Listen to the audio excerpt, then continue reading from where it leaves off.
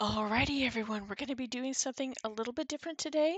I adjusted my microphone volume, so hopefully that what A little bit different today.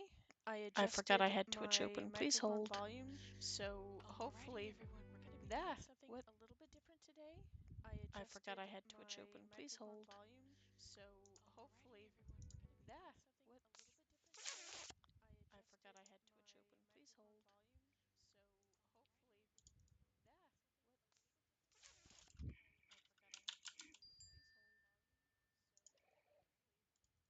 Okay, that's better.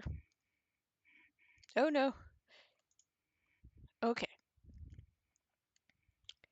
So, what we're going to be doing today is we are going to be making some custom content using my lovely Not So Berry color palette, which I'm sure you can see down in the corner. That's the word. But I've just finished most of my decor on it and I've already done the beds and bedding, so I'm not sure what category to do next. Now, the first thing is that when I saw that color scheme, I immediately thought of the 50s. So I'd previously sourced a lot of reference images of 1950s furniture using websites like Cherish and even some Hollywood prop houses, which are great for reference. So let's find out what category we're making.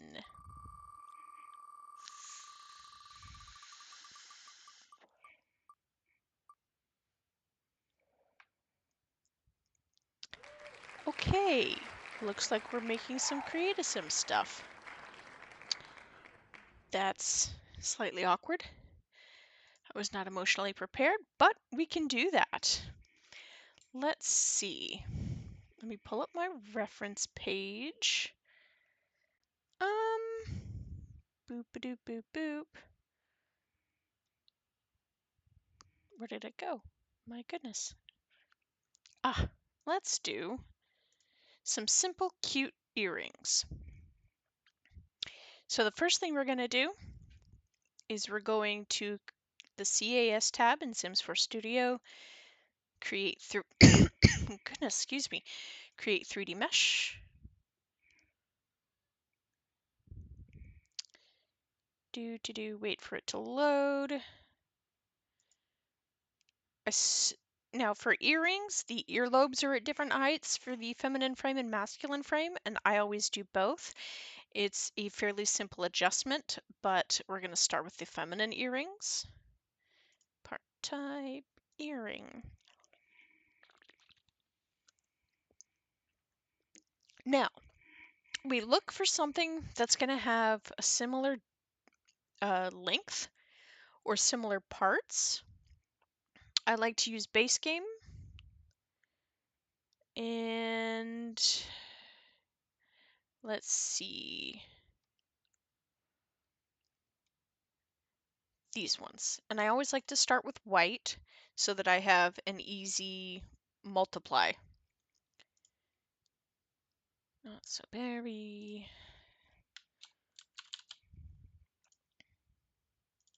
Nope. There we go.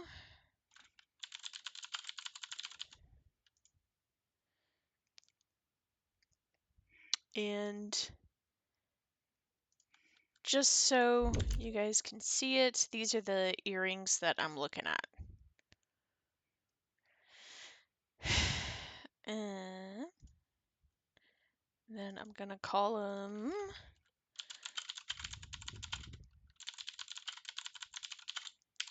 F for feminine frame. Now, zoom way in on the lady. And these pearls are a little big, so they're good for the bottom ones, but not so much for the top ones.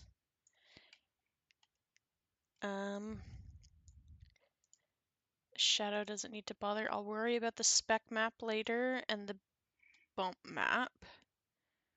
Although honestly, I think it should be fine. Actually, yeah, we're good here. And then we go to meshes and see we have our level of details. 0 is going to be your highest.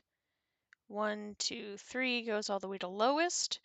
And I try to keep it roughly similar poly count, but I know this one is going to be much higher. Still, I'm going to try to keep it under 400. I mean, 500. Let's see. And then I always save at LOD 0.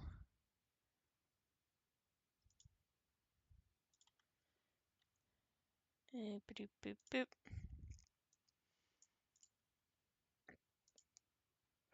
Hey, self, start the music.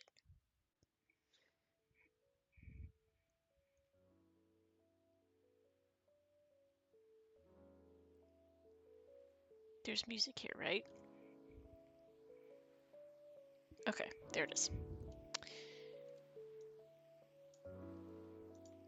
And I'm using Blender 3 point something. I don't even know. So we go to modeling.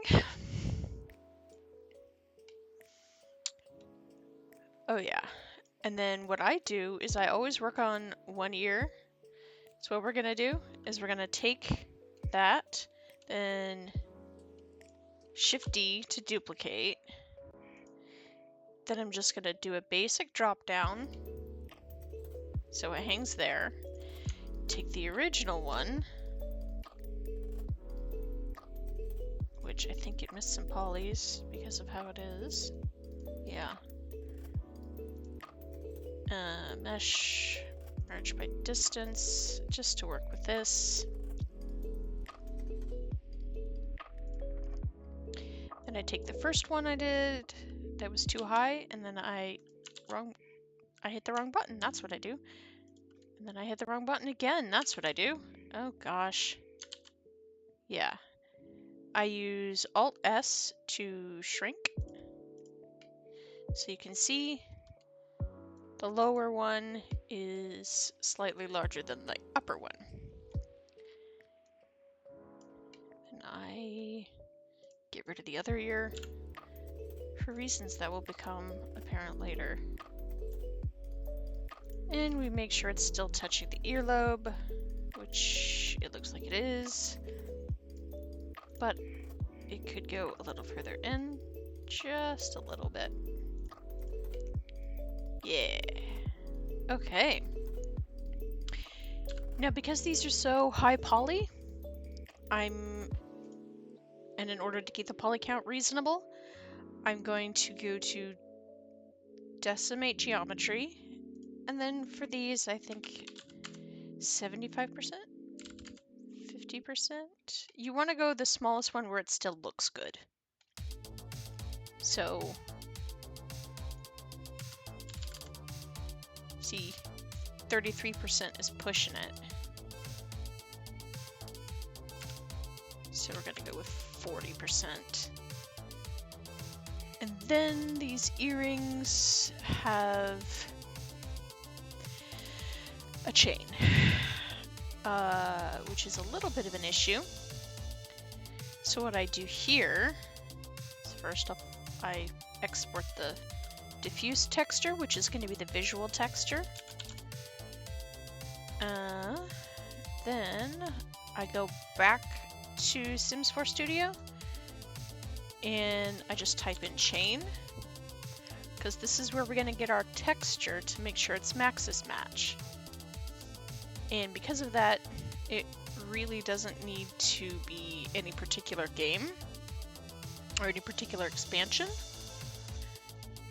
as long as the mesh and texture line up correctly.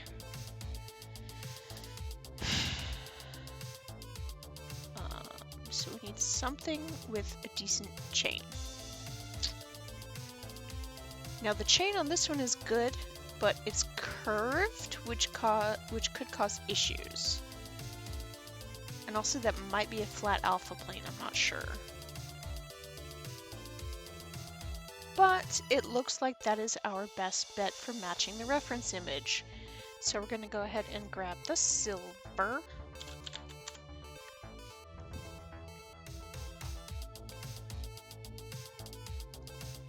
If nothing else, I can link the chain myself. We're not going to worry about the texture on this one because I'm going to be using... Oh, good gosh golly. I didn't realize... Okay. I try to keep my stuff to Sims 2 poly count level, so fairly low. But you don't really have to.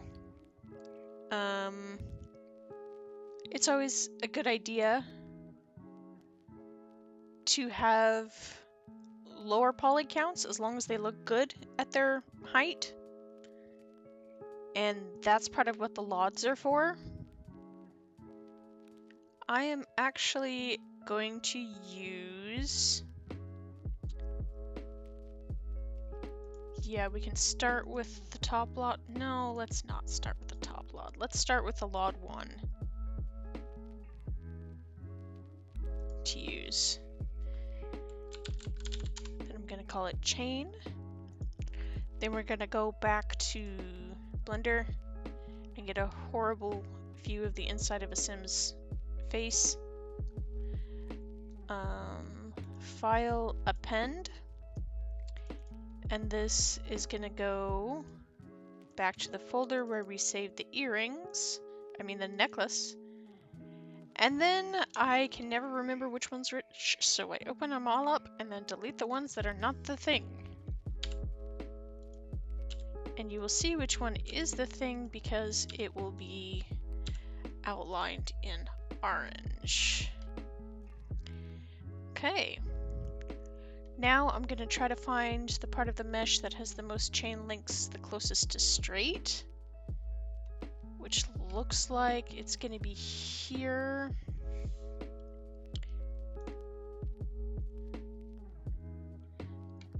Actually, are the chain links on the original round? They are. We can fake that easy peasy. So actually, what I'm going to do is I'm going to pretty much just take a chain link at random and deal with all the split meshes. Merge by distance, please.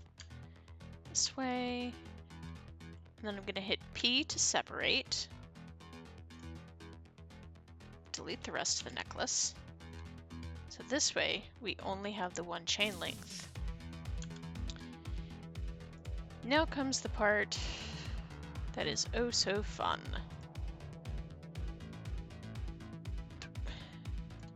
We adjust it until it's lined back up. Best for manipulation purposes. Looks like it needs a shear.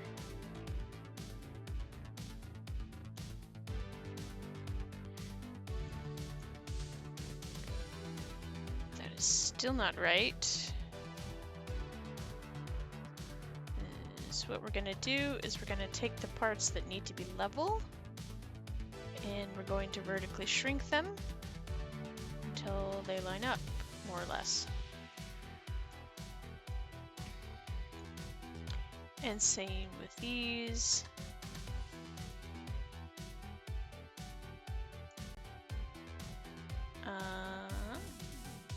Yeah. So now we have a good chain. But as you'll recall, our chain reference was round. This is not level, actually. There. See, now I gotta level these again. It's fine. Then we take half the chain. And in order to make it look round, we bring it in so it's like that.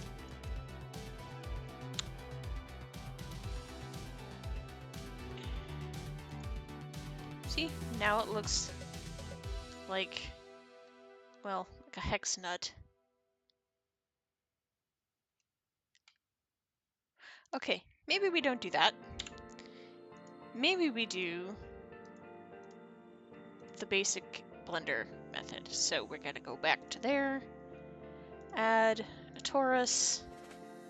We definitely don't need that many segments. Usually on something small, 6 to 8 will suffice.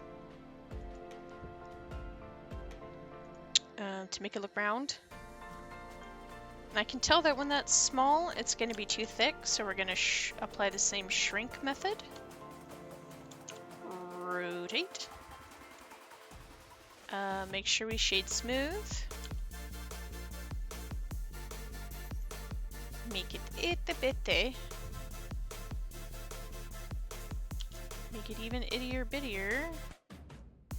Okay, we fatten it back up a little.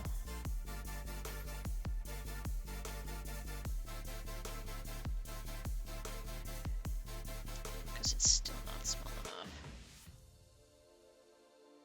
Okay. Then we duplicate it.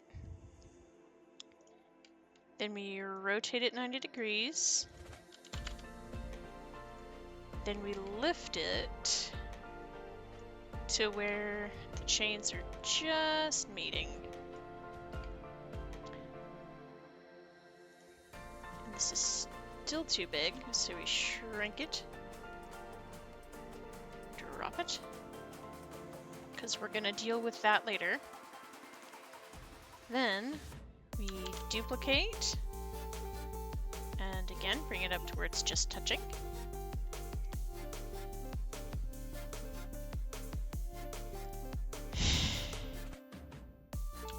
This is still bigger than I like, which is annoying.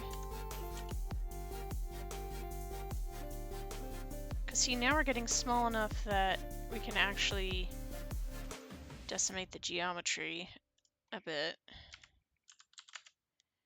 And it still looks decent.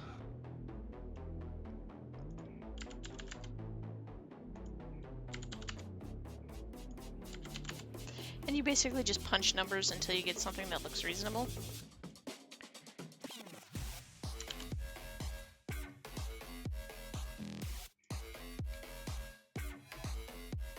Okay.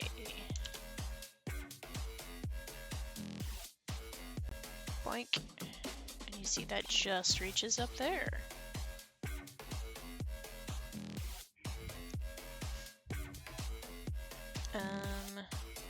So now our earring looks like that. With weird extra textures. So we're going to get rid of the diffuse map for now.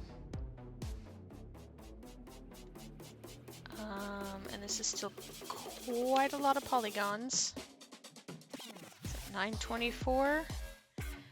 Let's see if we can reduce the chain links by a bit more. Because that's where your big poly count is coming in. Oh dear.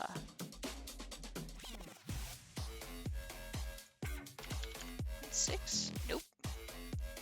0.75. See, 0.75 looks decent.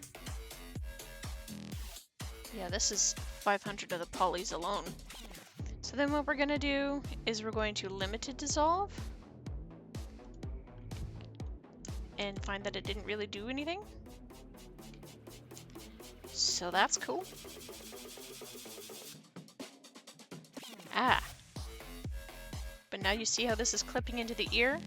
Now we need to rotate it. I like everything to be in smooth, easy divisible multiples.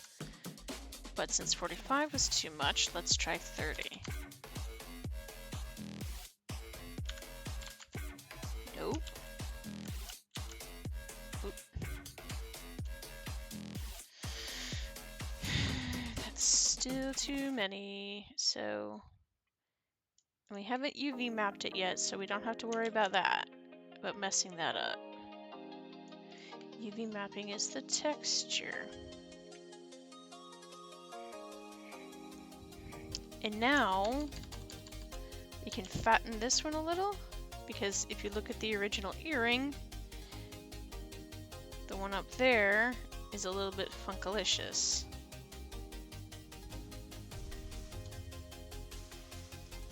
Actually, nope, I was thinking of the bottom.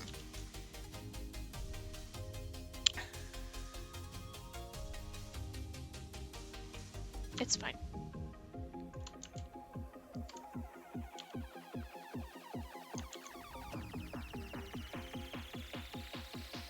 Now, you could do this with alpha planes. This gets bigger and longer.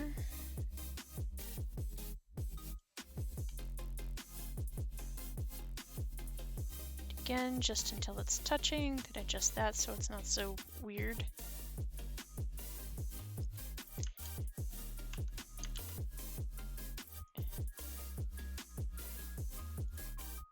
There, like that. And then this one,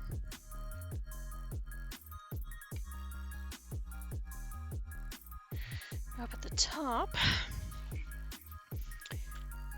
what I'm gonna do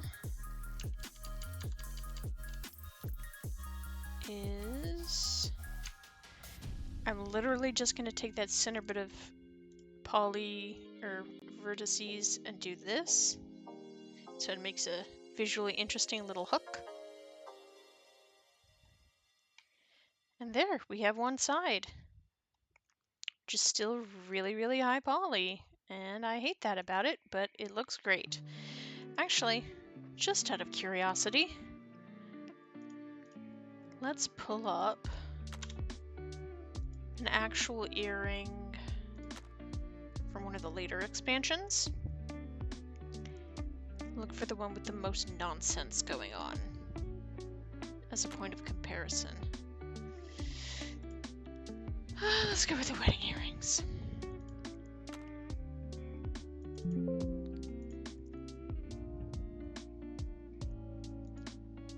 Yeah, okay. So for an earrings from the My Wedding Stories stuff, we're looking at 1,200 polys. So this, which is showing, what, 700 and something, is still a little on the high side, but not atrocious. Because remember, we've only got the one side.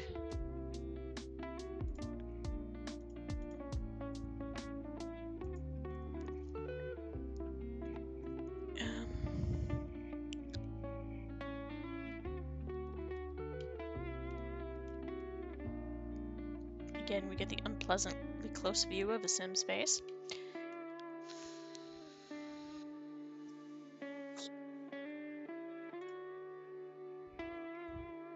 But hey, those earrings look pretty swish.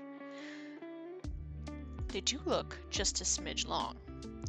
So what we're going to do is we're going to take out 2 of the chain links.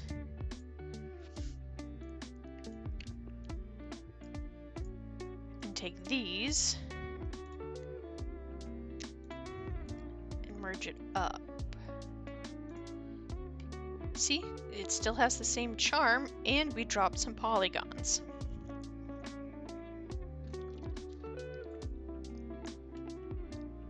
Now for the fun bit. We open up our... nope, not in there. We try so desperately to remember where we saved our sim layout.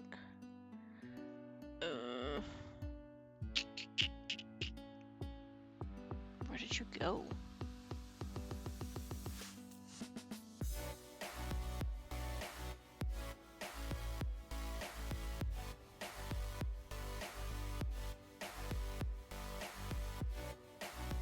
Where did I put you?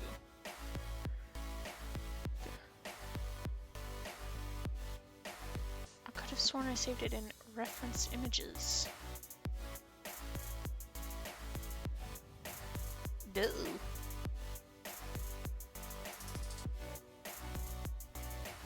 spaces. No.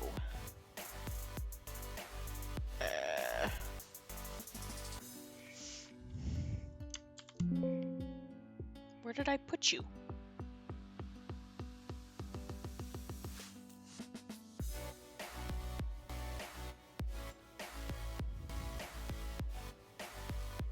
Nope. Swatch template. That's where I put it. Found it! So we take the feminine frame template. I do not remember where I downloaded these. I apologize. And as you can see, it shows you where the UV map is going to be for each and every item of a CAS. So you don't want them to overlap and you don't want them to go into a new section. And earrings are right up here. So we take our texture that we had exported here.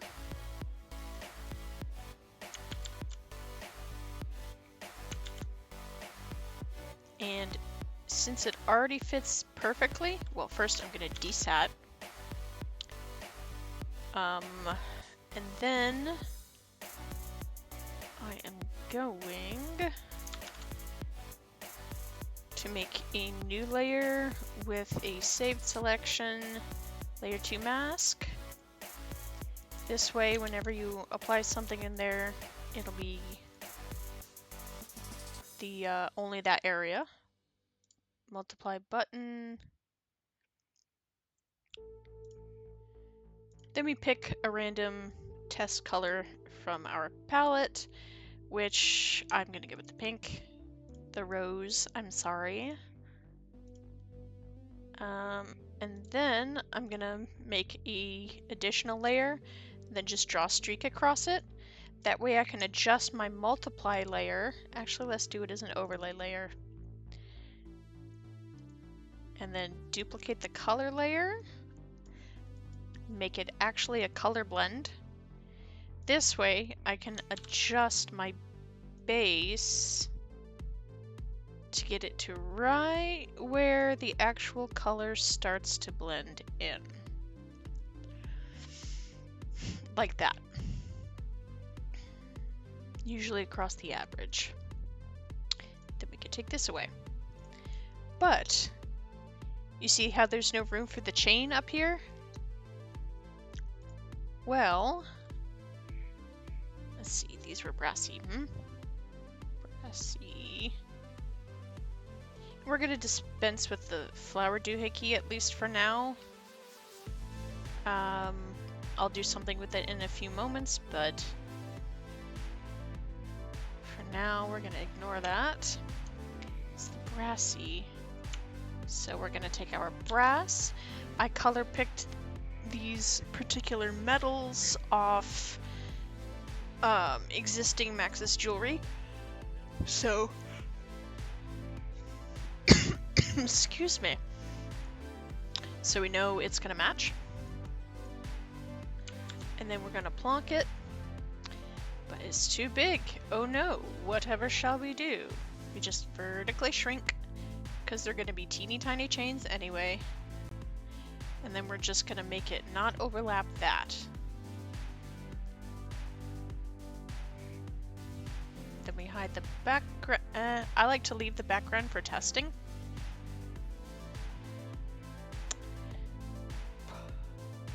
Preemptively make a folder here.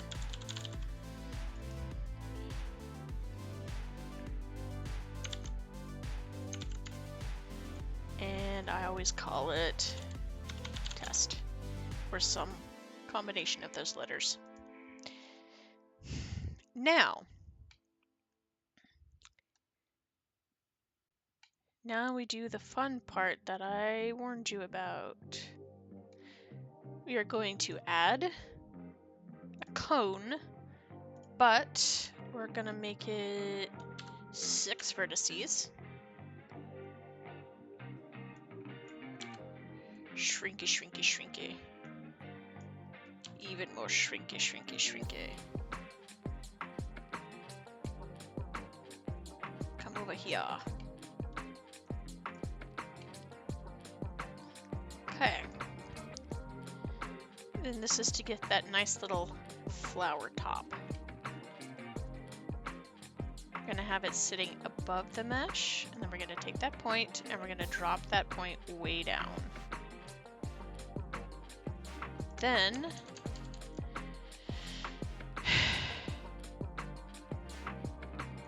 we're going to look at our reference image again. Okay, see the tops don't have that? Only the bottoms do. On top and bottom, no less. So I'm going to duplicate it, rotate it,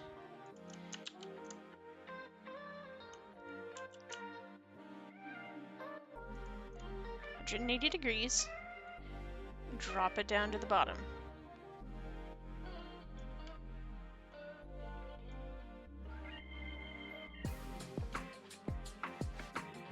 Just until it completely covers it. And then you know what? We can actually do away with 2 of these faces.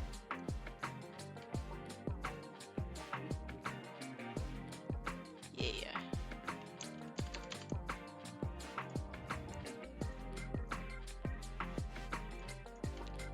Just like that. And these are pretty much all good. Okay.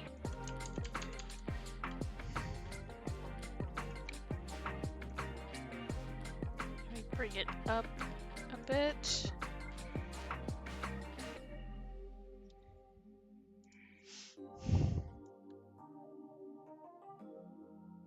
Okay.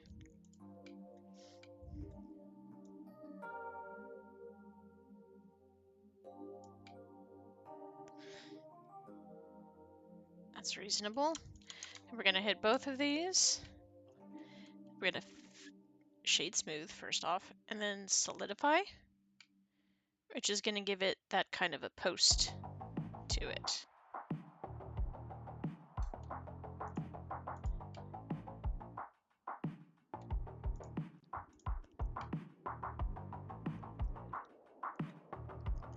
Except this now does not look aligned. So I'm going to scooch you over.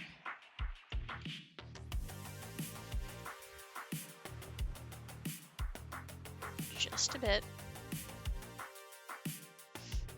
Make sure nothing's overlapping. Take you, because I don't like the way you don't look flat. Rotate it back.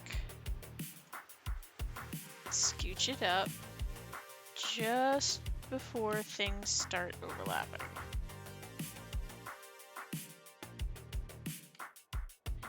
Okay. So now we've got that.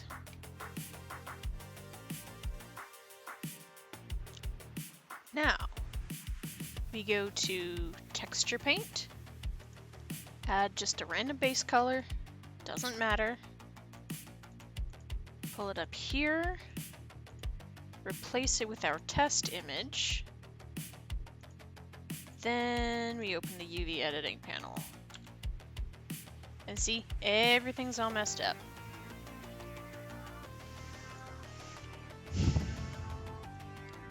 So if we change this to color, see the pearl is in the right place. But the rest of this, which I believe is chain, and that top bit, are all kinds of messed up.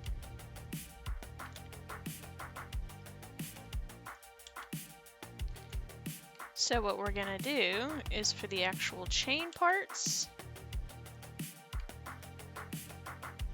we're gonna do it like this.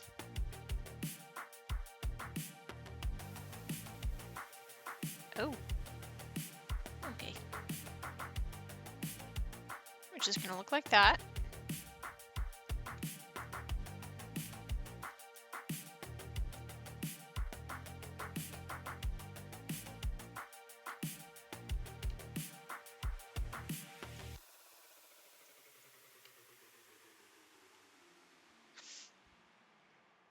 Which is not half bad.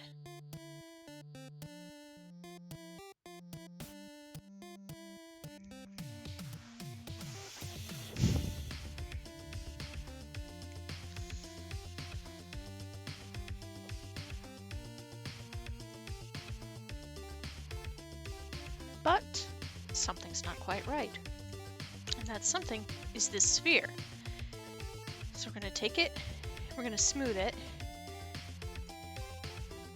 Or I said smooth it, not unsmooth it, jeez. I usually go for 0.8 and then a 5 repeat, which makes it small, but then you can embiggen it again. So you have a nice, well, I was going to say smooth sphere.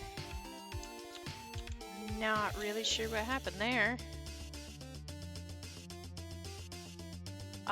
Okay, face, beautify faces. Sometimes that helps.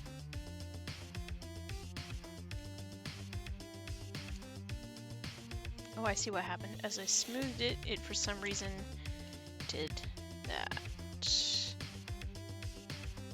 It's fine. What we're gonna do is we're gonna resist the temptation to subdivide because that'll up the poly count super badly. But what we can do, edge, subdivide, yes, I know it's a stupid high amount of pixels now.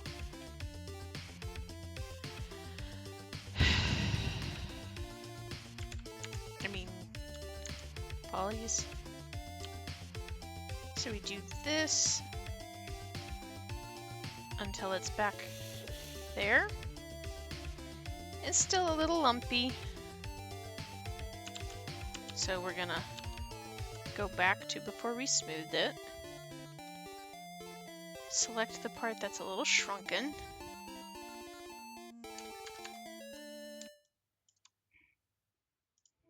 Make it a little bigger.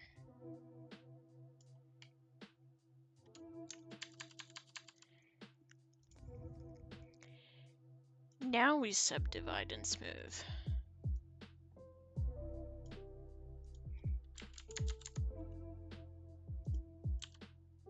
And re-embiggen. Yeah. Now we have to adjust where this is located according to the pyramid thingy.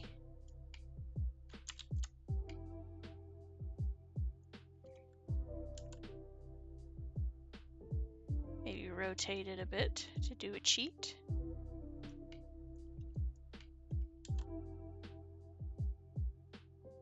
So it's like that.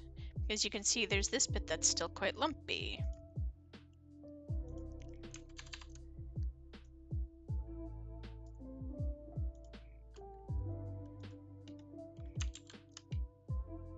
But it's fine because, and we can bring this up.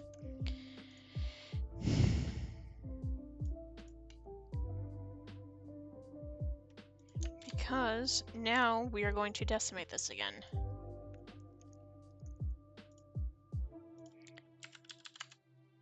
And we're looking at this number down here. Which is hidden by my color palette. It's fine. See, a 0.5 will bring us back to where we were, but the shape is better. Ish. It's mostly better. 0.6 is a little bit further than we had it before we did the subdivision. But it's fine. Now we take these little guys in here.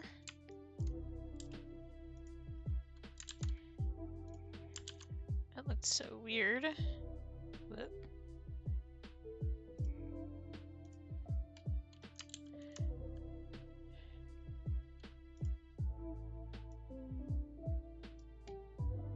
We can actually just stretch them out.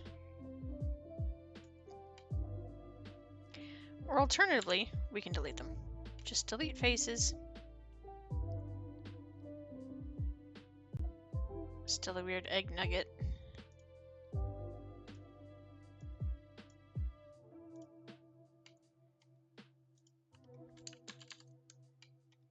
But it's kind of whatever.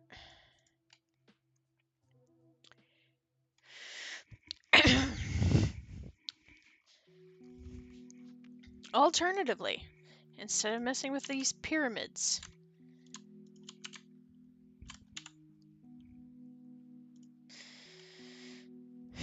What I'm gonna do is make this very spherical, because right now it's rather not.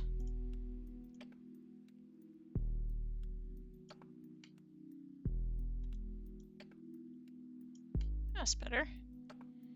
It's still pretty ding-dang lumpy, but we can fix that.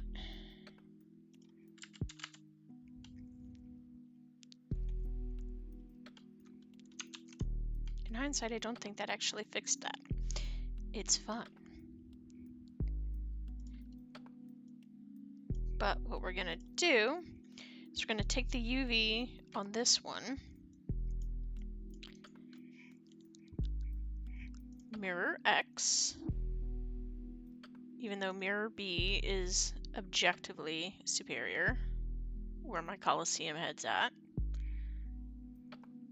Then we are going to get into the texture paint,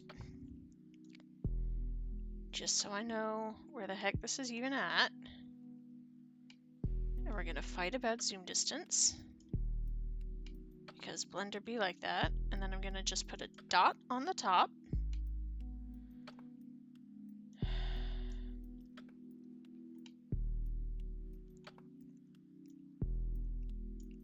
And a dot on the bottom. And this is gonna tell me in Photoshop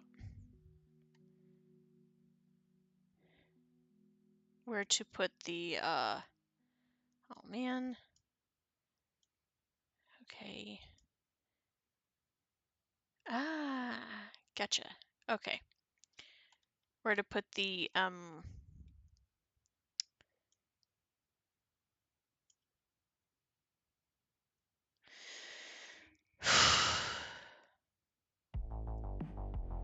the brass.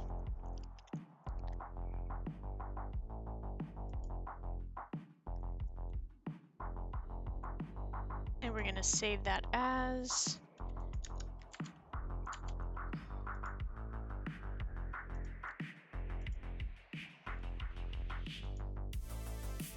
and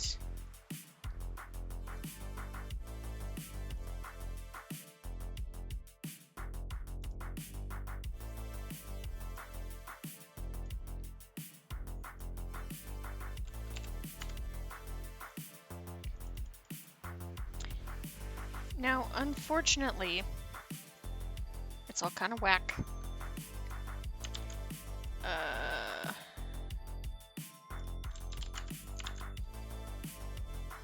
But in an attempt to get it to work right, I'm going to take my shine, and then I'm going to distort polar coordinates, rectangular to polar, because that's going to give us a circle. Then I'm going to come back over here, paste it in those spots, and hope really hard that the distortion doesn't screw things up. So then we save this as our test again, which I should have saved it as a PSD.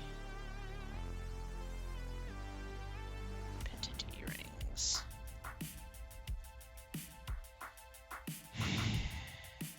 Which replace the PSD. And in fact, it's not going to work. Boo. In that case, we're gonna go back to our triangle method. Or cone method, I guess.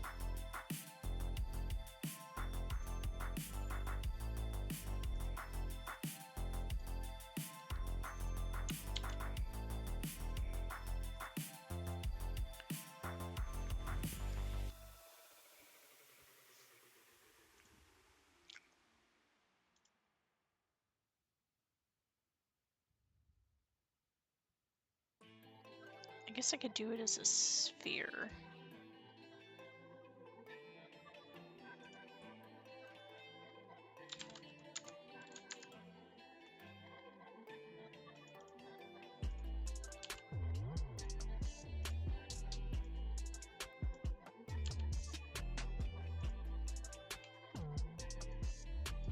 Because then what we're going to do is we're going to gently and carefully encase.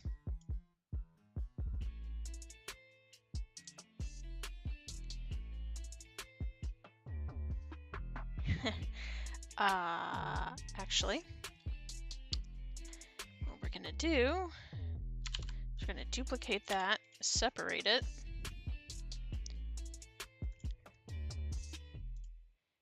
Go back to our earring. Select the actual earring part. Separate that.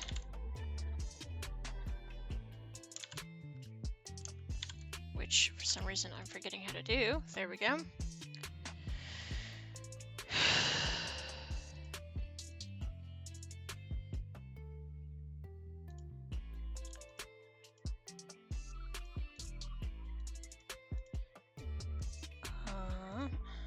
Modeling. I'm going to take this one, shrink it down to approximately the other one. Then we're going to take this, shrink wrap to sphere, apply. There we go. Now we have a proper sphere with the same UV mapping. Because for some reason that was incredibly hard. Then we rejoin them. We take these.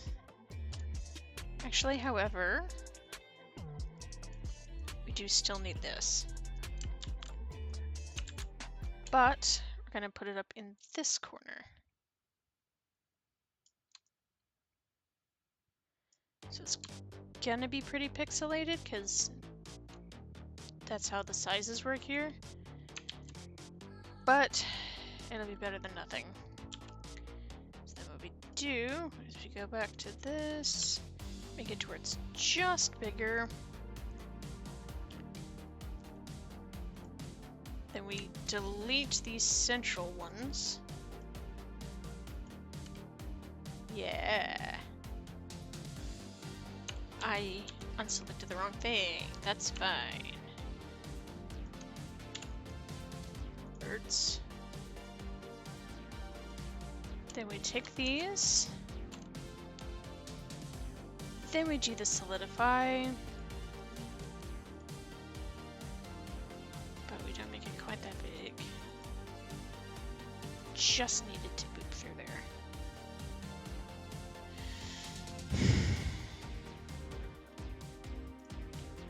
Then we increase. Actually, take these, except for the points. Vertically squish.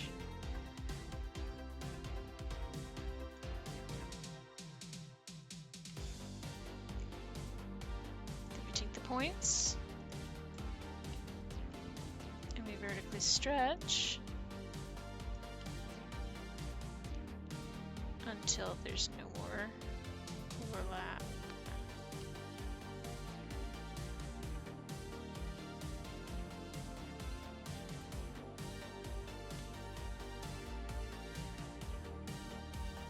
Actually, we regret what we have done, and we leave it at that. But we do still vertically stretch the points just a smidge.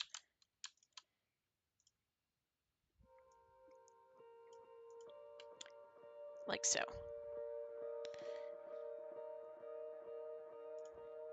And we take these, and we head to the UV editing suite. We go from the top, project from view.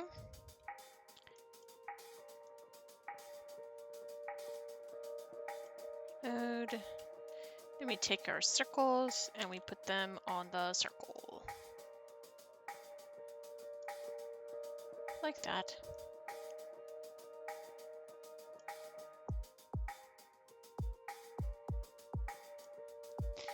So now they look like this, which is lovely, actually. And we get rid of this because we don't need it anymore. So that way the earring is still kind of weirdly shaped, but it works.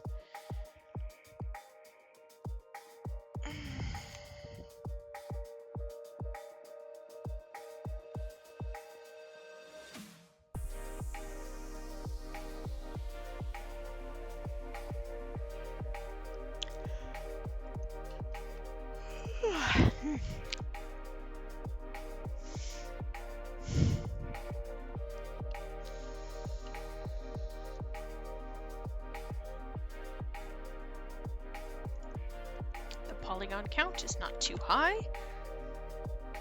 Okay, it's still a little too high. We're still at 830. So let's take our sphere.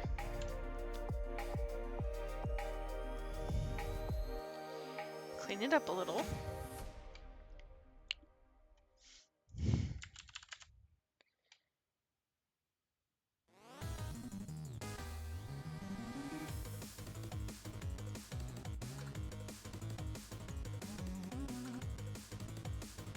And like that.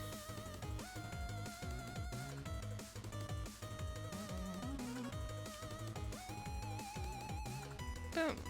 We're at 766, which is still an awful lot, but reducing these may not do much, but let's try. 732. Okay, we're in better shape now.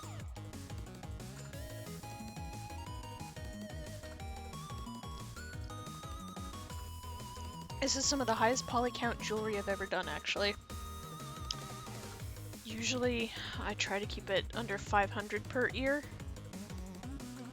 But, I mean, if the Maxis ones are... If we're just trying to stay under the Maxis number, then we're good. And now that everything is UV mapped and properly modeled, we get to hit the fun button. Select A, Mesh, Symmetrize. Because that puts them on both ears with the same mesh.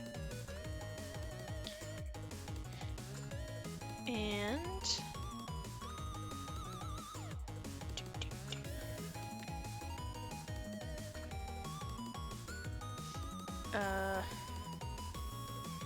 then we go to weight paint.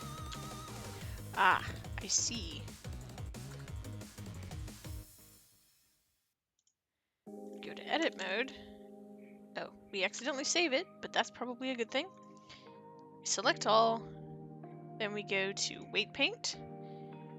Take out the ring.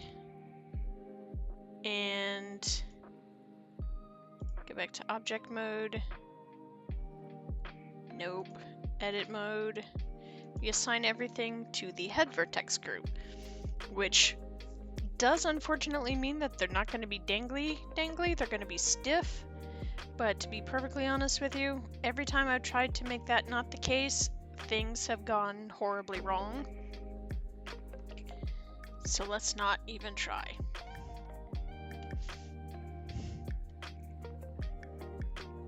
And we want everything to stay smooth and weirdly shadowed on this one. So this is our LOD 0. You see in Sims 4 Studio, since it still has the old textures, it just looks like that. But that's fine, because we've got both ears. Actually, let's rotate the pearl a little. Let's not. It's fine where it's at.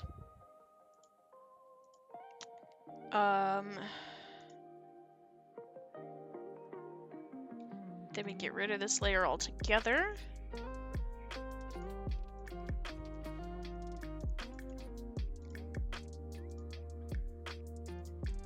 Because now,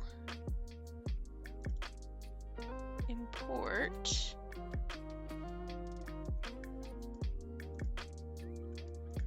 I'm just gonna call it test again.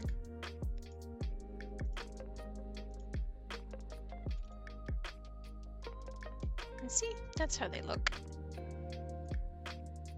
Classy set of mid-century earrings.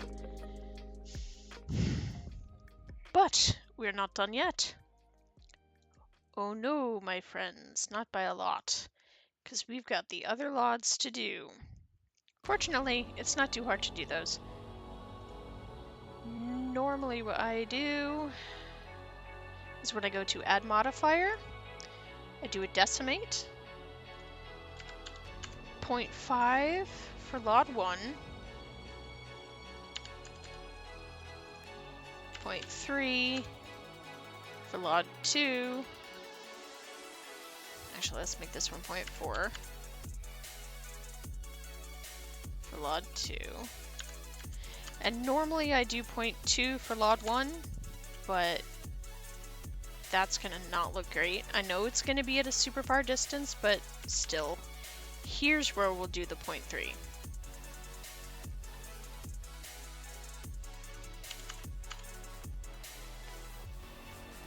Then we just import those.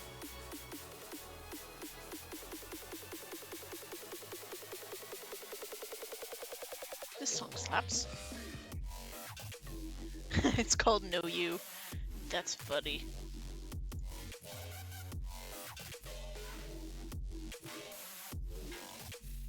I've got to send that to someone.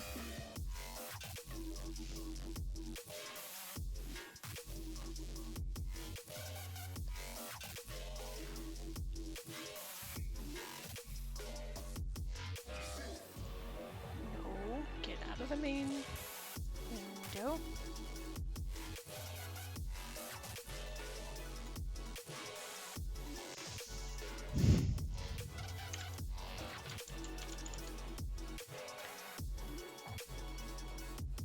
How do I activate?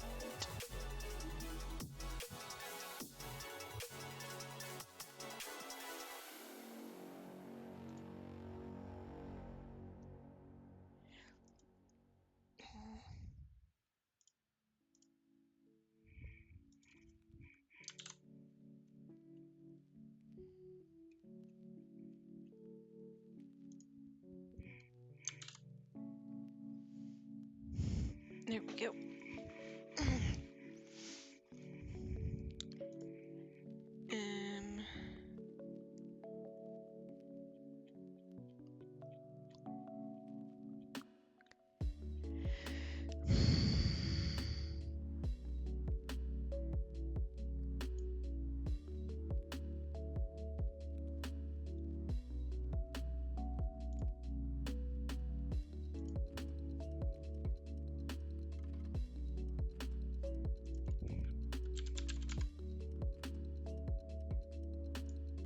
There we go.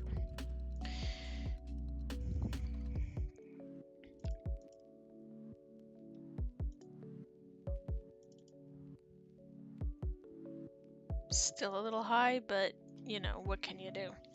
So the point of these level of detail thingies is that when you zoom way out on the Sims, it's not loading everything at once.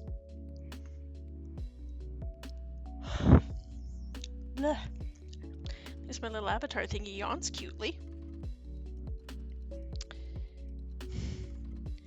So you can see this is your super far distance, so like this far, which at that point won't even have anything. Then we have your LOD 2, which is more like this far. We have LOD 1, which is roughly this far. Then we have LOD 0, which is anything closer than that.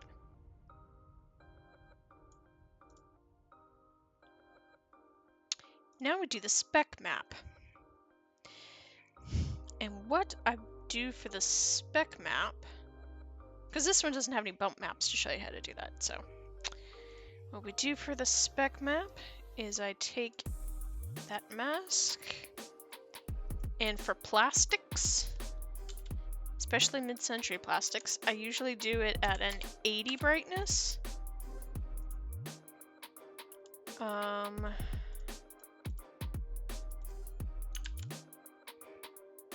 And metals, in this case, I've been doing something a little special with them. Usually I have it wildly different. And then I believe it's been a while since I've done CAS, so we black out the rest of it. We merge. We make that our alpha channel.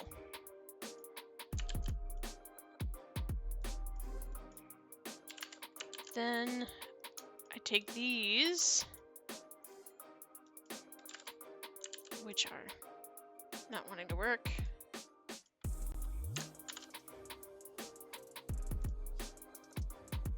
And then in our green channel, I put that at 50% because that makes it super duper extra special shiny.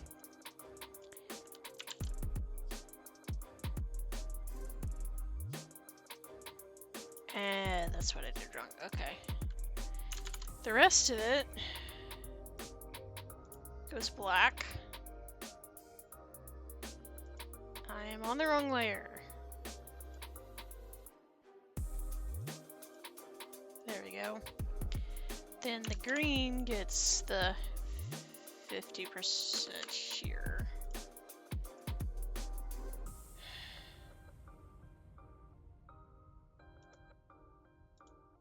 It's fine. I'm not quite sure what I did wrong because it's usually green there, but it'll be fine.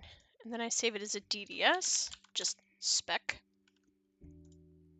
And the good news is the textures you can use between both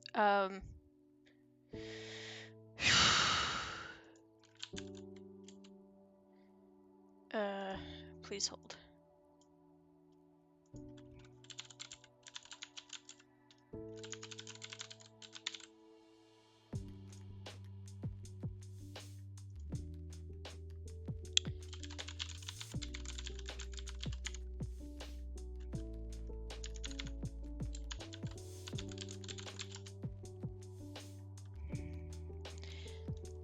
Please continue to hold. Security, blah, blah, blah, blah, blah, blah, blah, blah, blah. Okay.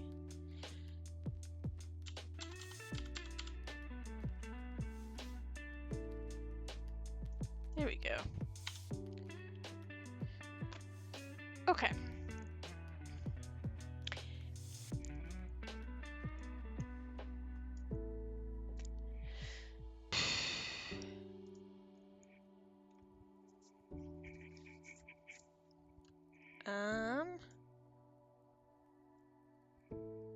Yes. As I was saying, the textures you can reuse for both the masculine and feminine form. It's just the mesh that's slightly different. But I always try to make my CAS unisex. Specular import. Actually, I always click make blank first, because sometimes otherwise it gets messed up.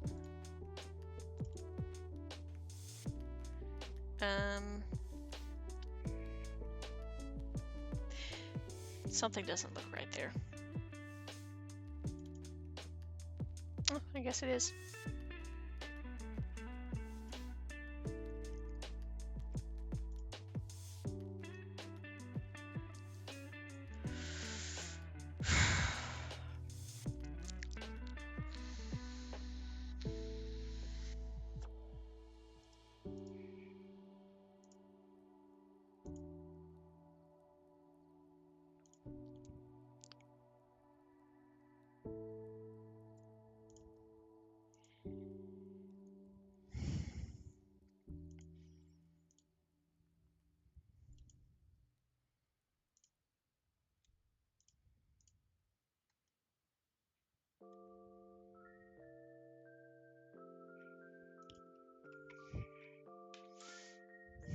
Okay.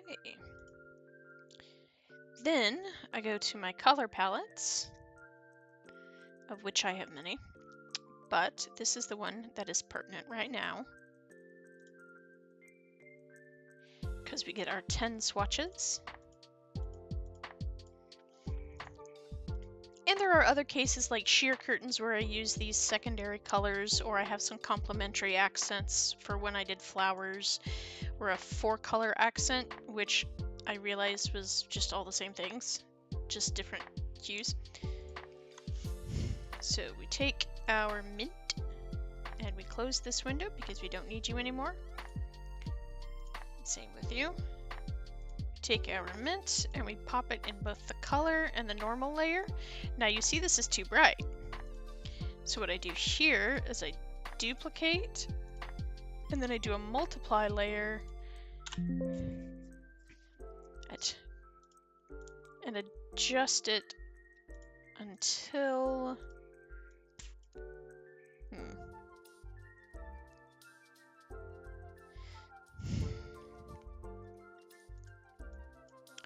okay, we bring it back up, then we mess with levels.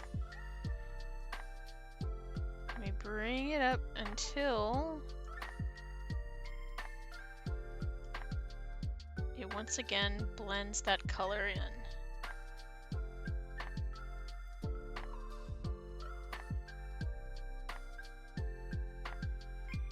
More or less.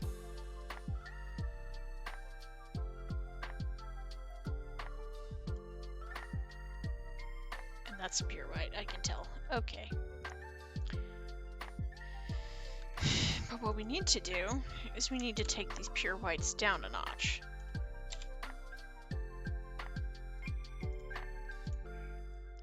Because if we don't, it's going to be wiggity whack. So we do it until right about there. And that's still not quite as blended in as I like. So then I bring the average up like so. This way I can ensure color consistency. I save it 1. I'm phrasing this whole thing as a tutorial, but it's really not a tutorial because I'm not giving you all the basic steps, but whatever. Then we go back and we do our rows again, this time properly. Clickety clickety.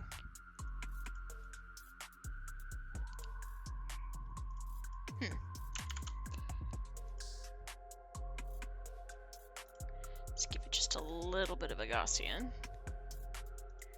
And that's not going to make a difference, is it? It's really not. So I'm going to go back until we were still at the teal or the mint and just blur.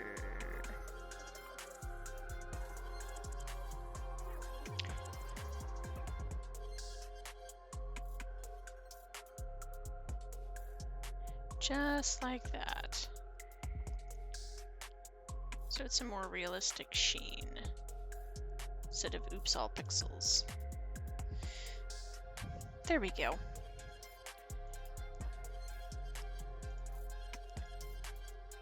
Let's save that back as 1.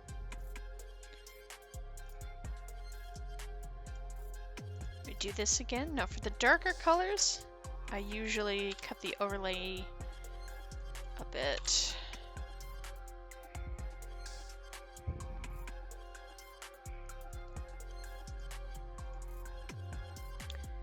But in this case,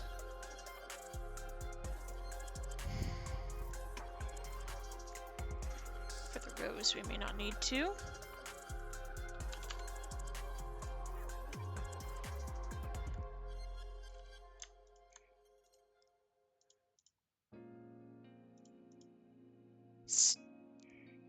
Okay, and then we get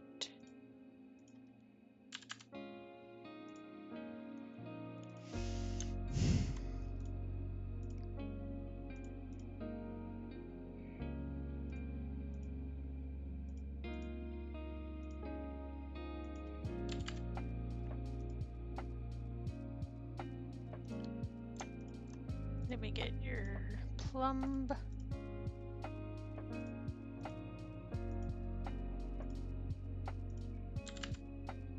The Scott Pilgrimized version of the band is the Sexplabobs. Instead of the Bomb-Bombs, it's the Plubobs. I think I'm funny. Let me do orange.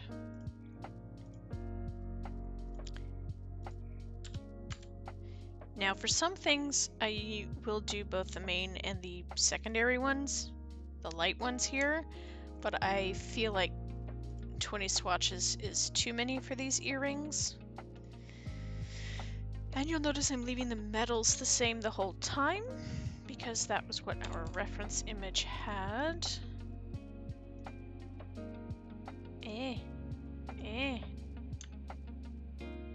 What color am I on? Oh yeah. Peach, aka beige.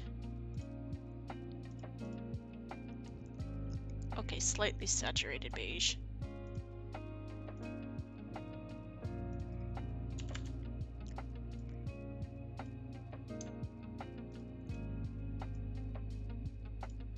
Then we're going back into the darker territory with the greens.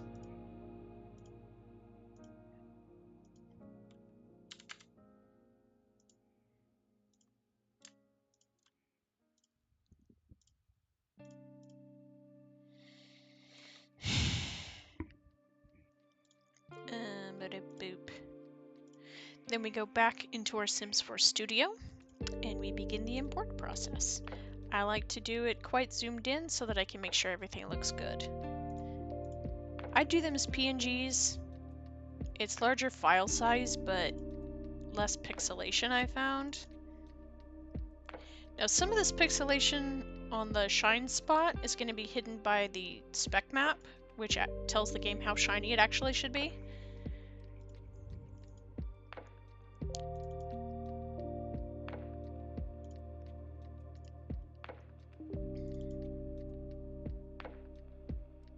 Ooh, I like the plum.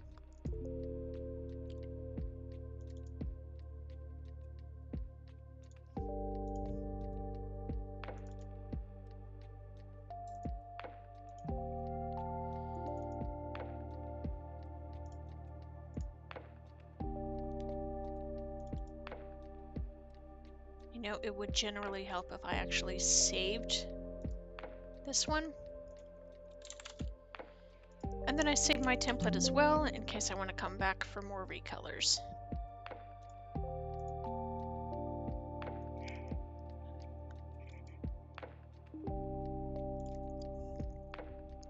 See, they look marvelous in 1950s. But we're still not done. Because we get to change all of these. I always enable them for aliens.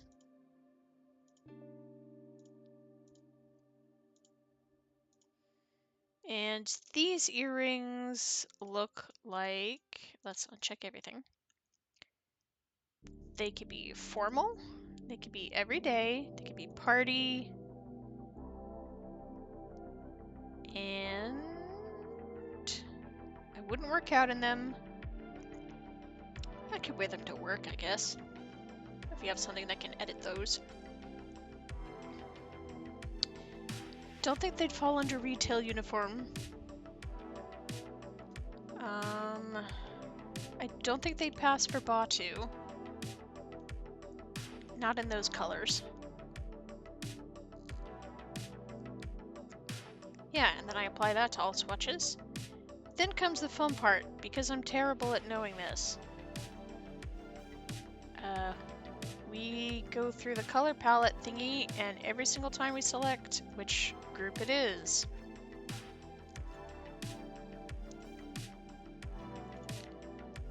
I guess yellow is a summer color? I don't know. If you're in the chat and you know, please tell me. And I always have trouble with grays that are exactly 50% because are they a dark, are they a light? They are explicitly a neither.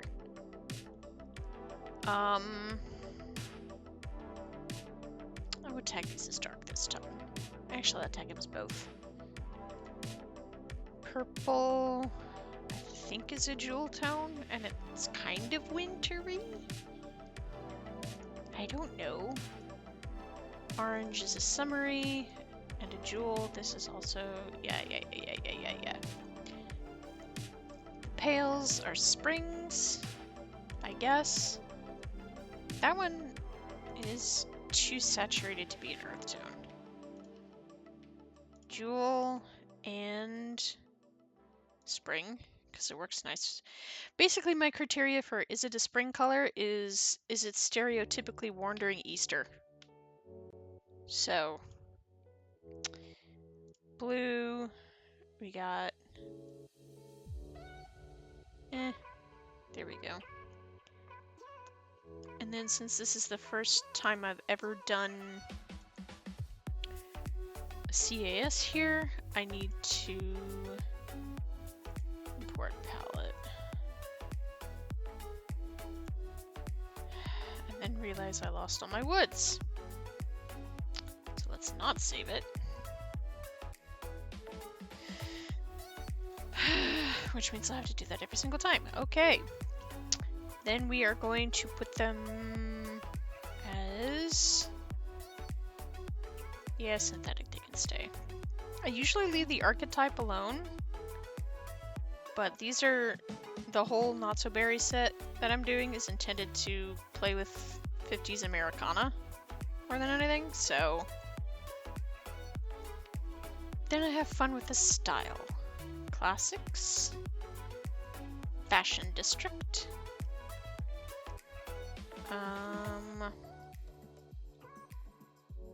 Let's do both Grumpy and Smart Professors. I have no idea what BHM is. MAC is a makeup company, I think. I wouldn't really call it trendy. I'd call it polished.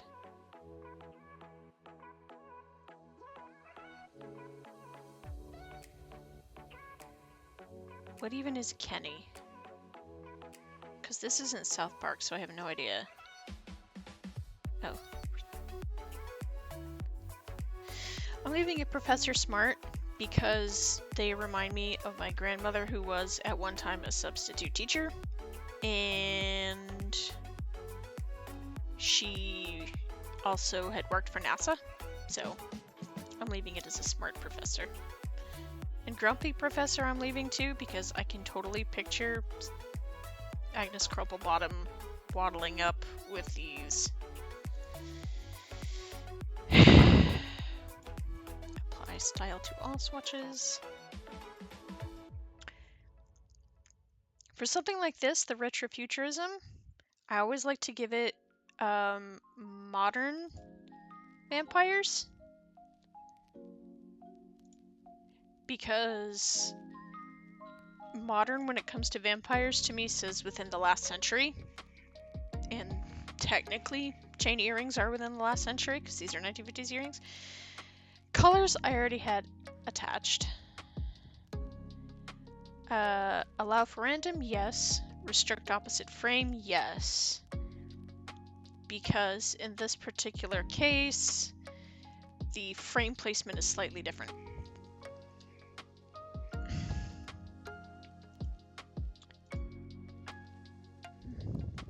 So I'm just gonna...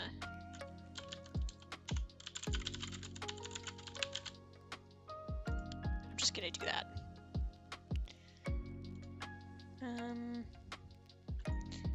Aren't they lovely? Lovely little earrings.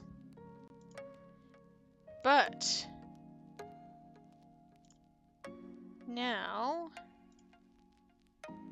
we go and look for the masculine version, who quite annoyingly doesn't actually have a pearl earring. So we're just going to use the silver hoops.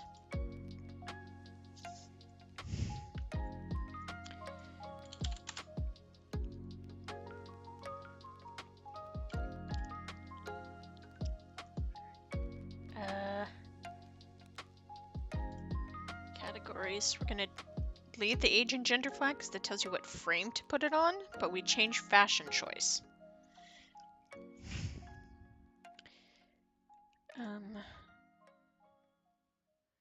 Export mesh. Lot 0M. Let me copy it.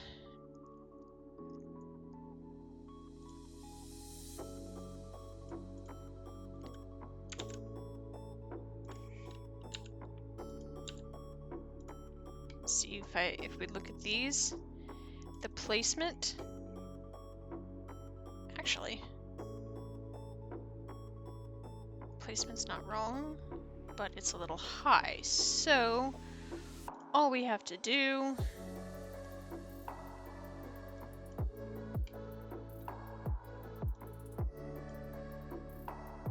is bring it back a little, or down a little. Yeah, down a little. Let me get rid of the original one here. And then, since all the hard work is done, and it really wasn't that hard, we just reduce as usual.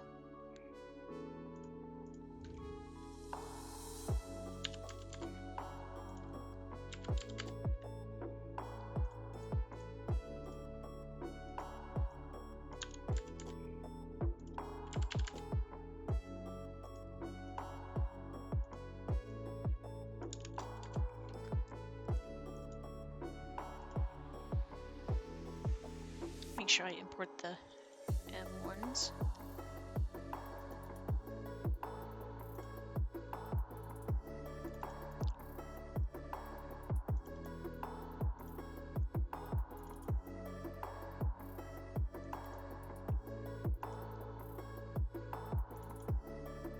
Look at him, he's so sad.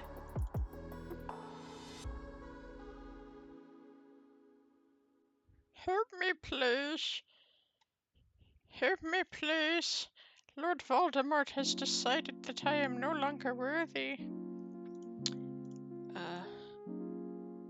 Then we just use the same techniques, same spec map. Boink. Make sure there's no shadow map.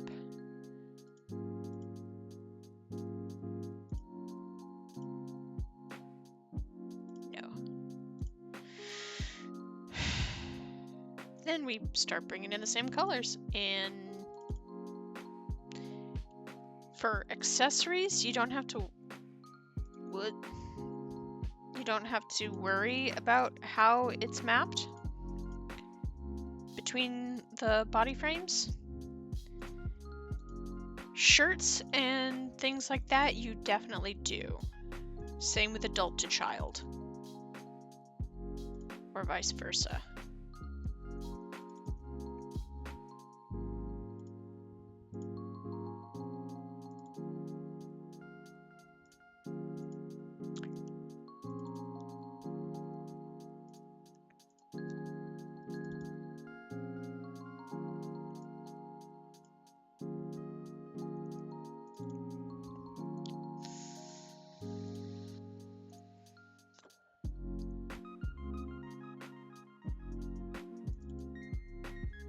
Already did that color.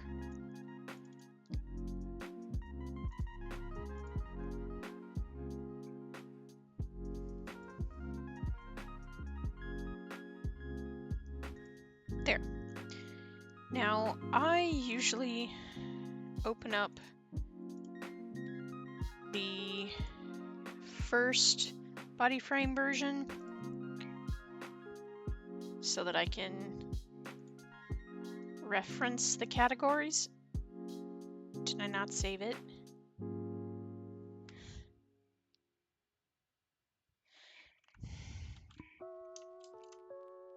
Looks like I didn't save it.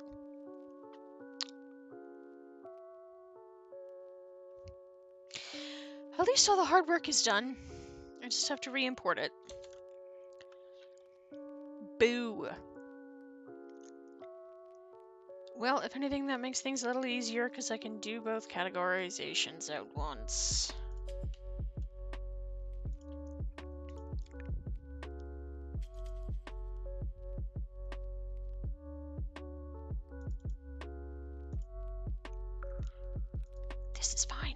It's fine.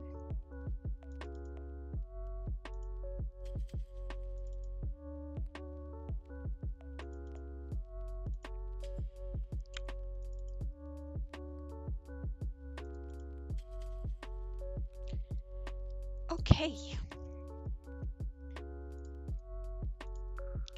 Really annoyed about that, but like I said, at least the hard part's done.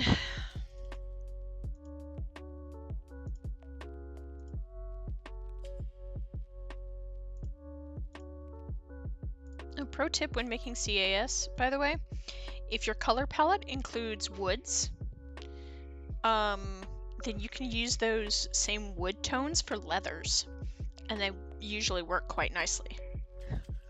Like a leather belt.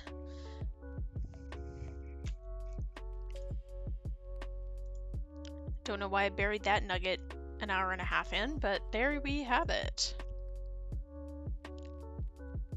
Oh right, it always defaults to nothing if you don't change the swatch.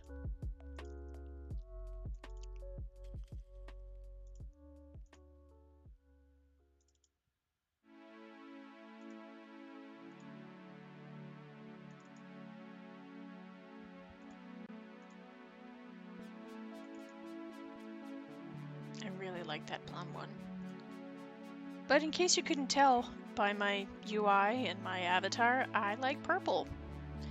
Purple is the best. It just is. There's no arguing. I mean, there's plenty of arguing because everyone's allowed to have their own favorites, but still.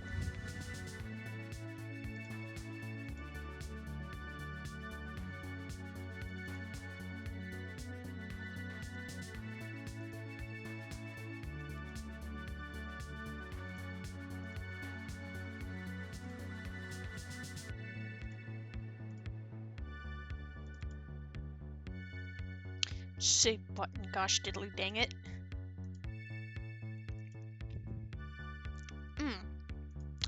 I believe I don't have my CAS thumbnail overlay.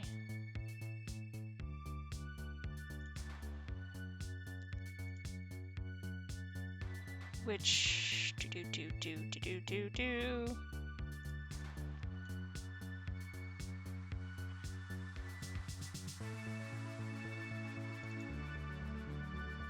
My blank one here.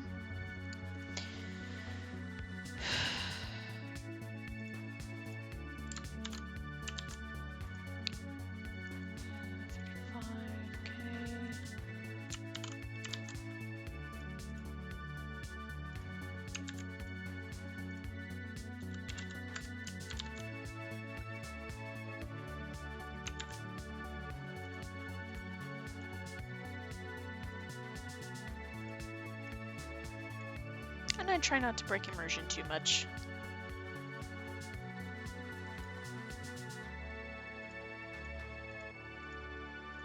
So I like to have my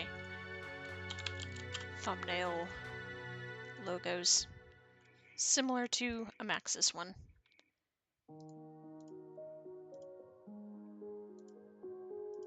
So that little diversion over with. Sims 4 Studio, Sims 4 Studio. Categories. Appropriate for elders, yes. Apply to all swatches. Yes. Fashion choice feminine, yes. Aliens, yes. Actually, this would be really cool on a spellcaster. I'll let the mer people have it too. Boop, boop, boop, boop, boop, boop. Just uncheck everything for ease. Career, everyday, formal, party. Which? Yeah, career, everyday, formal, party, witch. A formal party witch? Oh.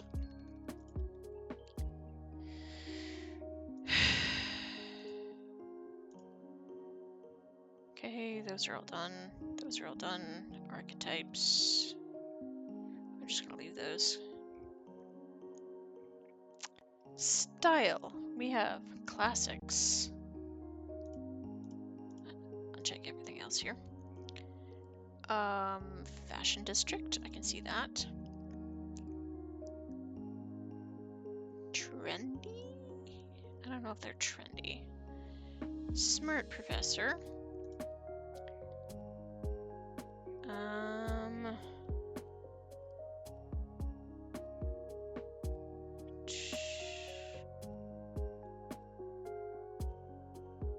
Polished.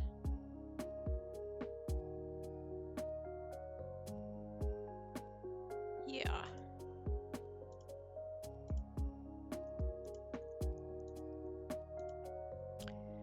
Empire modern.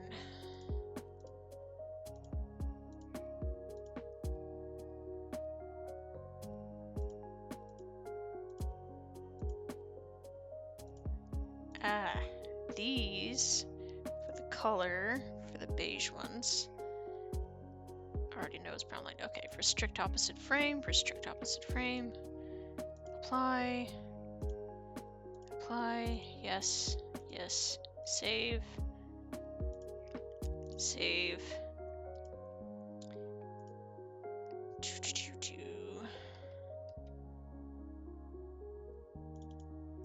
Then we take them,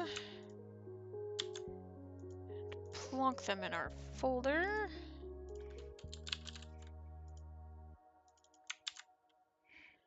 And we launch the game to test them. And while that is launching, we go and feed the cats. It's food time. It's food time. You're going. It's food time.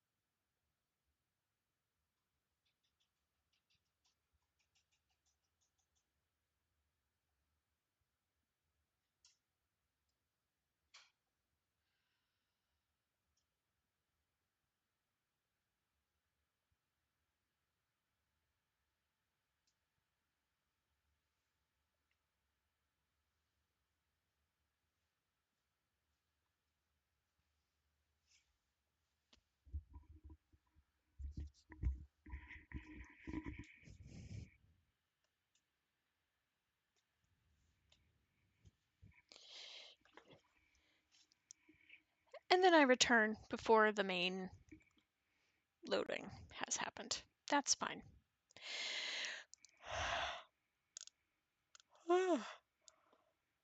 I guess being up till 3 last night, doing a build stream, I am not used to that.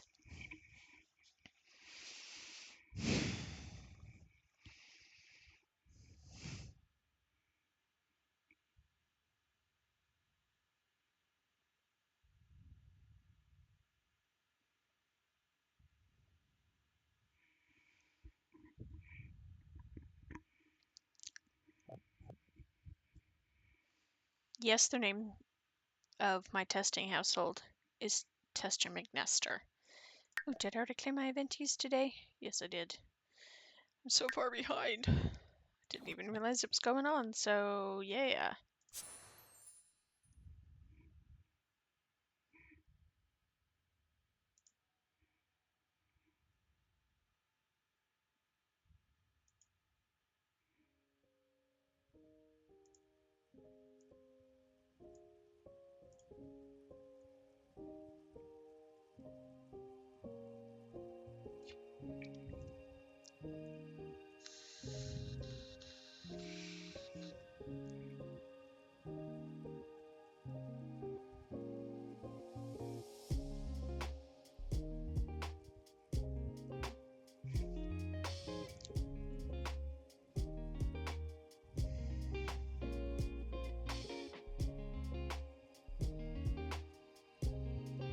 Now we wait for a long time because unlike my build stream, this has all of my mods in it. and all of my CC because I test for compatibility with my own stuff. And I have a lot of mods in CC for when I play. I'm just waiting for Lumpino's toolbox to be back in action before I can actually play. And there's one of the UI mods that's messing up the little challenge corner, but it's fine.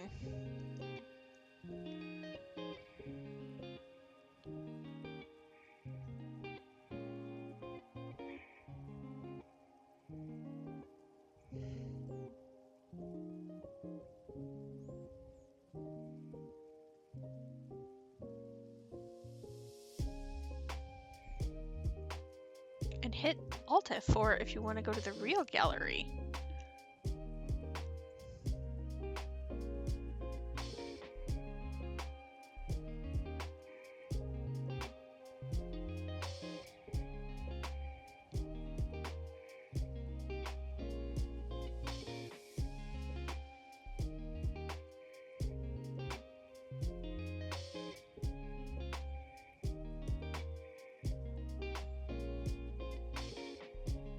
We vibin'.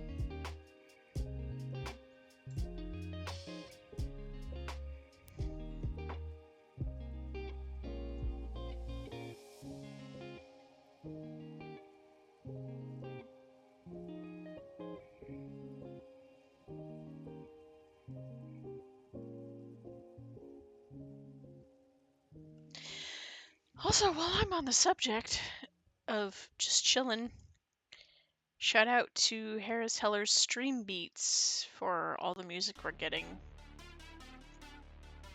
Gotta love a DMCA stream-friendly music. And some of it slaps, too.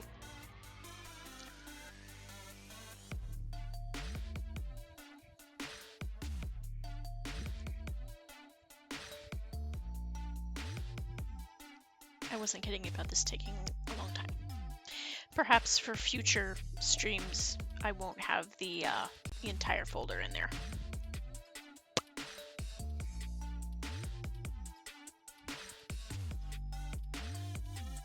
It was a little silly of me.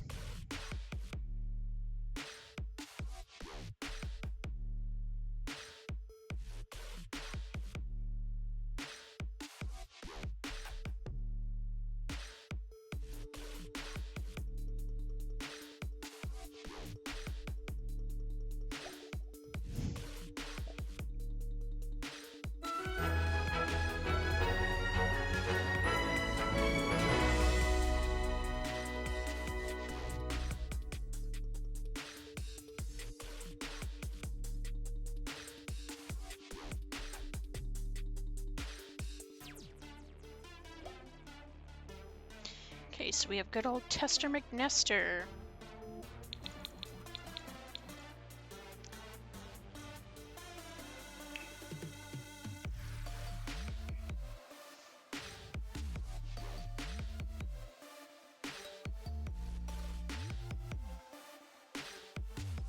Malfoy Bivose! Malboy Vivose yourself. Okay. Accessories. Yeah, those are for the glasses that haven't been worked out, so let's take those off. Change to feminine.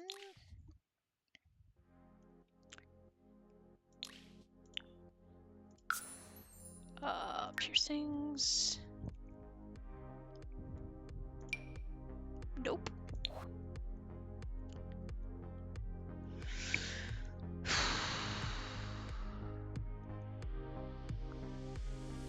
Where are you?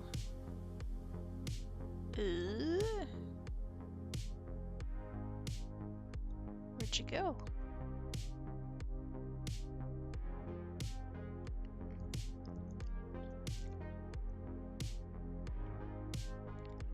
That's annoying. Maybe I just missed them.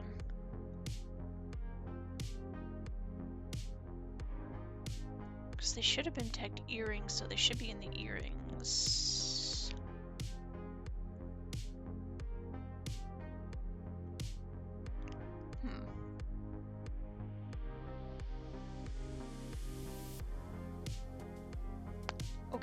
Testria, let's try you.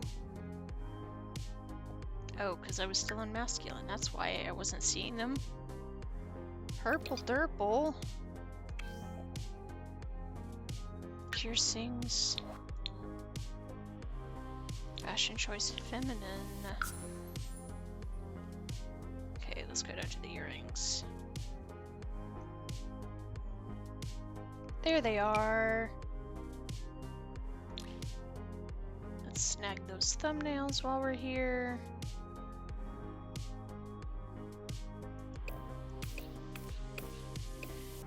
And oops.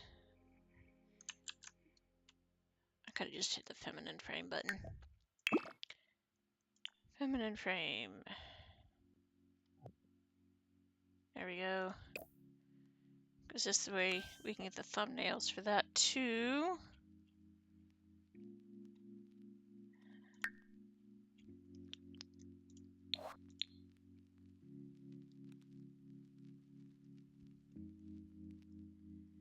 Fashion choice feminine.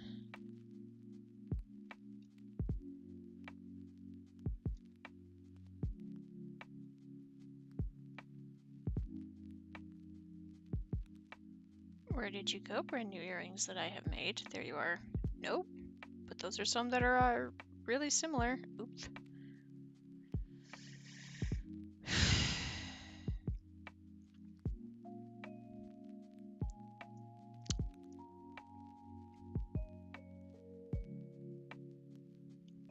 There you are.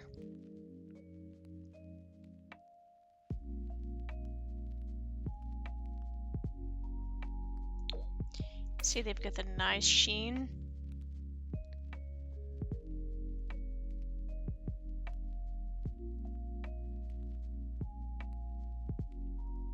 Yeah, they came out quite good, I think.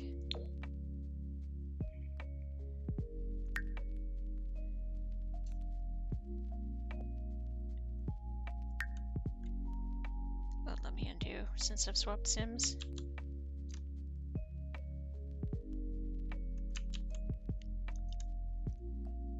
I must revert Kester McNester to his original form. There we go.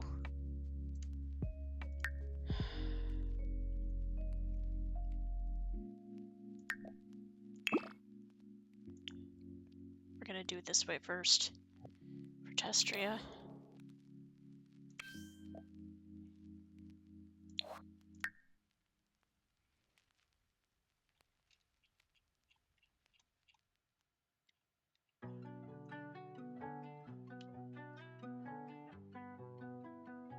I swear somebody's just sitting with their vehicle out my window.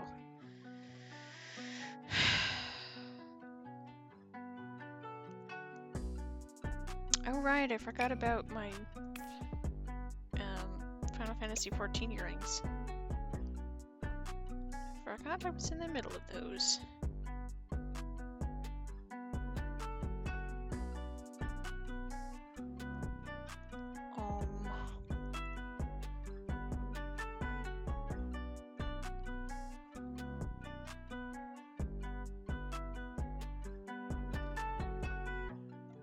Here we are.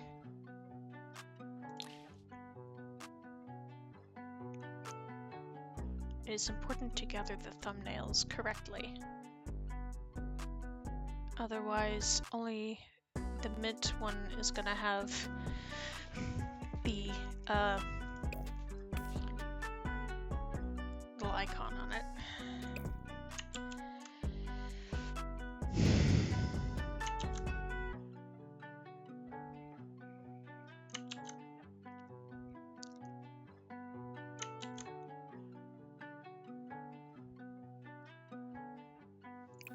Then we get the feminine ones.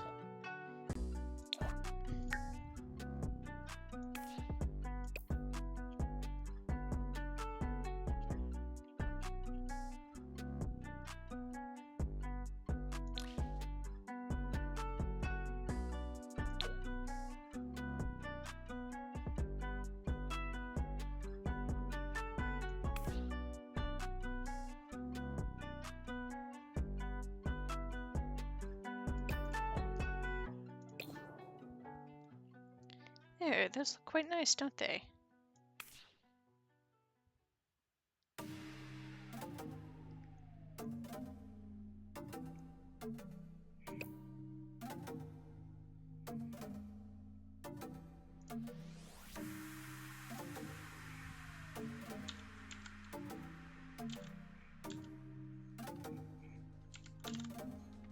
Okay.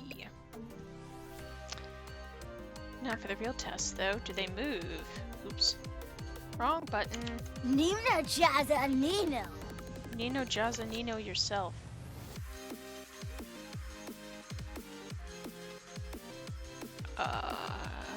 Usually I test their motion by changing walk style. Nothing spazzes out on the walk style. And we're good. No. Huh. Looks like we're in good shape. Nice. Some lovely 1950s earrings.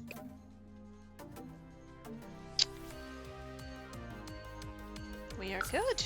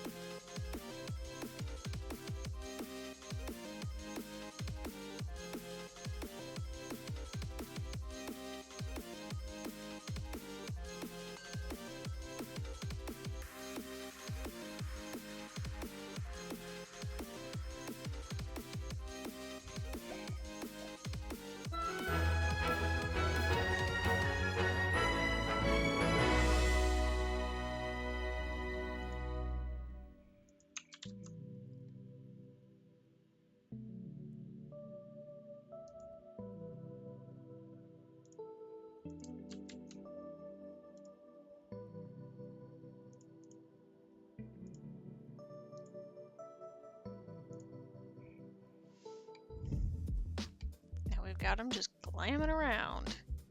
Or being awkward, I guess.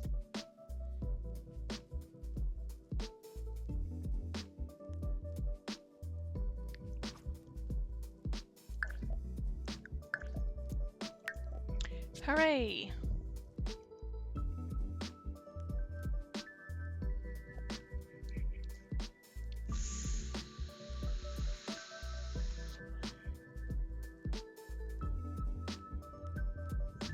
Now we wait for it to close again.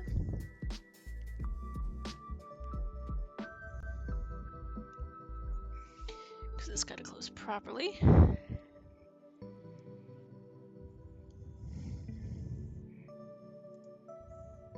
Okay. Now that it's saved the thumbnails,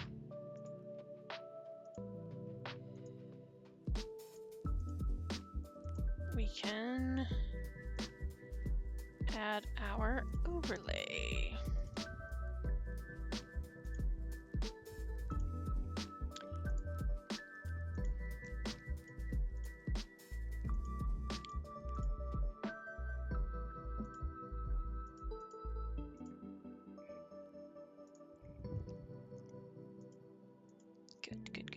Good.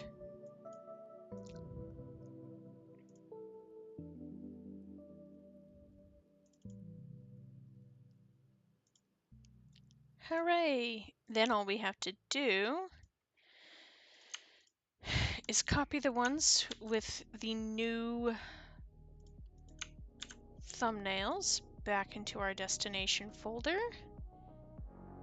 and into my other folder with my ones that I just made, or that I've made.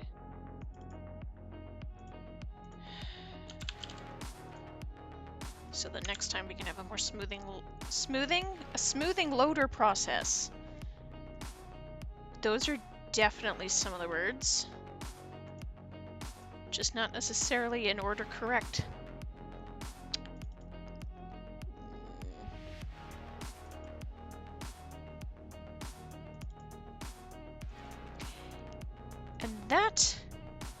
my friends, I hope I can say friends, if not, it's just general politeness, is me making some earrings.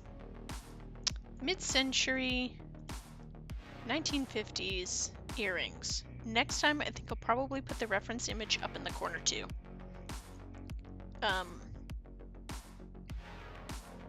But I'm still new at streaming, so I didn't think of it. Anyway, thank you very much, and I hope you have an excellent time of existing.